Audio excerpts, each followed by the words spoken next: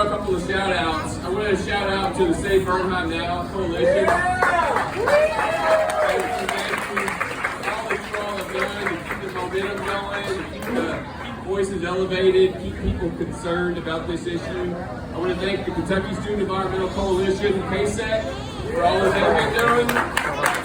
Getting out there, knocking on doors, talking to people about the issue.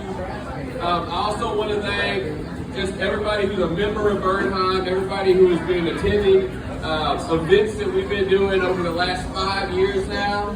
You guys can believe that we've been fighting this pipeline for 5 years. It was October of 2018 when we closed on that property. And really shortly thereafter, just like a month after, we learned that LG&E wanted to put this pipeline across the Cedar Grove Wildlife Corridor. So I'm going to tell you all a couple of reasons why we are so adamant that this pipeline doesn't happen. We started fighting it, number one, because we had just owned the property and we had just signed a conservation easement and deed restrictions that said that Bernheim would protect that property in perpetuity, protect it forever. And we aim to live up to those tenets and those deeds and to not let natural gas pipelines, roads, and other kinds of development impact that site. We're also fighting for private property rights. So most people don't understand, Bernheim really belongs to everybody, but we're also private property.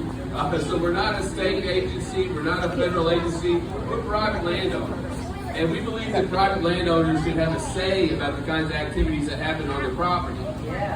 We are not the only private landowners that are fighting this pipeline. There's a whole bunch of them that are still locked in the condemnation lawsuit with LG&E, who don't want this pipeline to go across their property for environmental reasons, but also for safety reasons.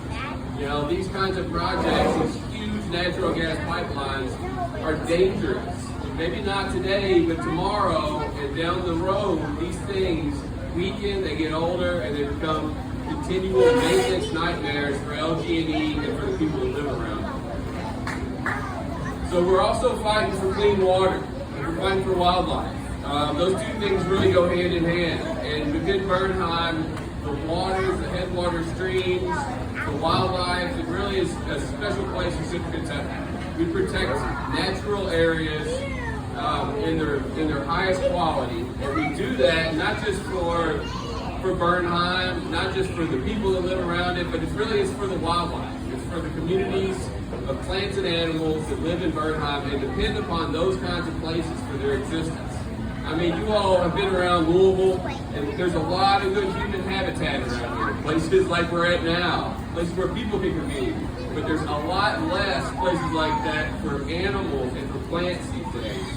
So keeping wildlife corridors intact, keeping places like Bernheim healthy and thriving, that is another reason why we're fighting this pipeline.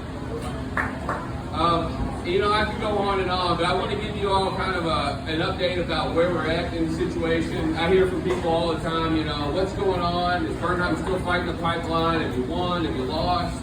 The truth is, there's a long road left to go, and LG&E is locked in the same battle that Bernheim is locked in. We're struggling. We've been fighting this for 5 years.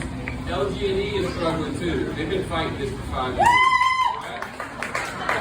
They've had an uphill battle, just like we do, okay? And I'm not up here to villainize LG&E. I know people that work for LG&E. I know the kind of work they do in the community. They got the lights running right now, and they're running this microphone. So I'm not going to knock them too much, but I will say that as leaders in this community, as the energy providers, they can do a lot better, okay? They can do a lot better for the environment. So a lot of people I see in this room tonight are the same ones that were at the meeting on Tuesday at the Free Louisville Public Library, talking to PSC about the issues that LG&E has about their new natural gas proposals and the way they're going to propose doing business over the next decade. We know that they can do better, okay? We know that LG&E is not doing everything that they can to meet the clean energy needs of our future. They're not doing everything they can to meet the climate responsibility that a corporation of that size has. And this natural gas pipeline is just one of those symptoms, one of those issues wrapped into the whole bigger thing, okay? So we want to ask LG&E to do the right thing. They've got an opportunity here to be an incredible leader and to do the right thing, not just by Bernheim, but by the rest of the climate initiative and the rest of the environmental issues that we want to see happening around us. So let's keep the pressure on LG&E.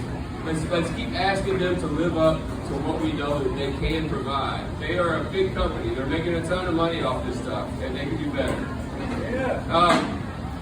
You know, so we have been fighting this for 5 years. We have been through a number of court cases. We've lost a whole bunch of them. But I believe that despite us losing the condemnation case, we are now in the appeal process. There's still a lot of road left to be trodden on this issue, and so we've appealed to the Kentucky Court of Appeals. We're waiting to hear back on that. We're still, you know, writing letters to the Army Corps of Engineers, still writing letters to the Fish and Wildlife Service, telling them that the biological opinion and that the permits that LG&E needs for this pipeline should be held up. And because, you know, it's been several years since they've been doing the biological opinion and still looking into the stream construction permit, there is serious merit to what we've been saying. And these agencies are listening to us, and they're listening to all of you when you send those letters in. There's a ton of stuff happening, folks, on the national level with water, around the waters in the U.S., around wetland designations. And the Army Corps is really paused and they're confused right now trying to figure out what to do. And the issue with permitting around this pipeline, going through streams, going through wetlands, it really is at a standstill. So I ask you all to keep your voices elevated, keep sending letters in, keep calling the people that can make decisions, keep talking about this stuff. I mean, that's really all we can do at this point. And we love every one of you all that supports Bernheim, that supports environmental issues, supports climate issues. Thank you all for everything you're doing. Y'all are pushing this community forward in the right direction. So thank you.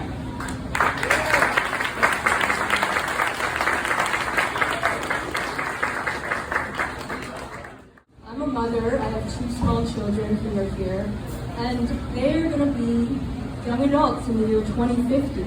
So the year 2050 doesn't feel like a distant future, but it feels like a very real future to me and to them. So it's so important that we come together now and we work throughout the year and the years to work for a world in which we and future generations can be safe and healthy. A lot of climate activism feels pretty boring, to be honest. It's a lot of Zoom meetings, it's a lot of emails and data entry, and sitting at tables giving out information. But believe me, it's really important work, and it adds up.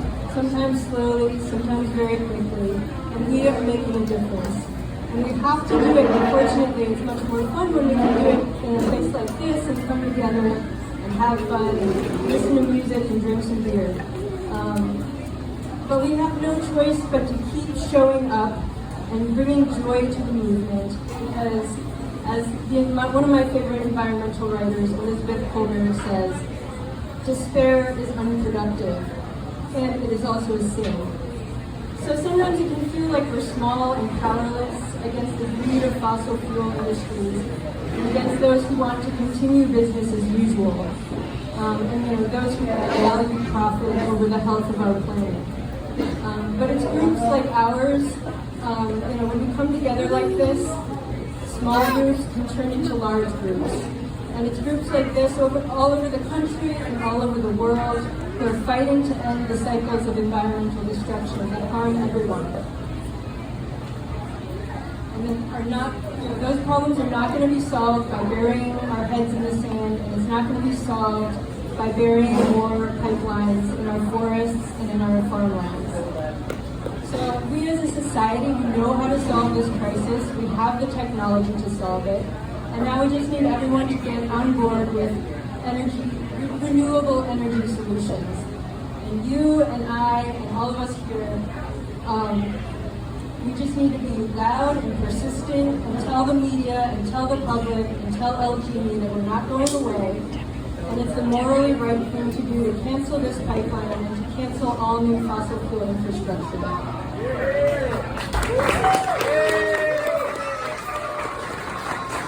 I'm an artist and a writer, and I know that the stories we tell are very important to shaping the social and political movements, to get people behind them, to get policies that are enacted, and to drive real change in our world. So it's up to us to keep showing up and say that we won't stand for the narrative of business as usual. The story of business as usual is one in which we keep pouring millions of dollars in fossil fuel infrastructure that is destructive. It's a story of heat waves and hurricanes and forest fires and floods. And I don't like this story.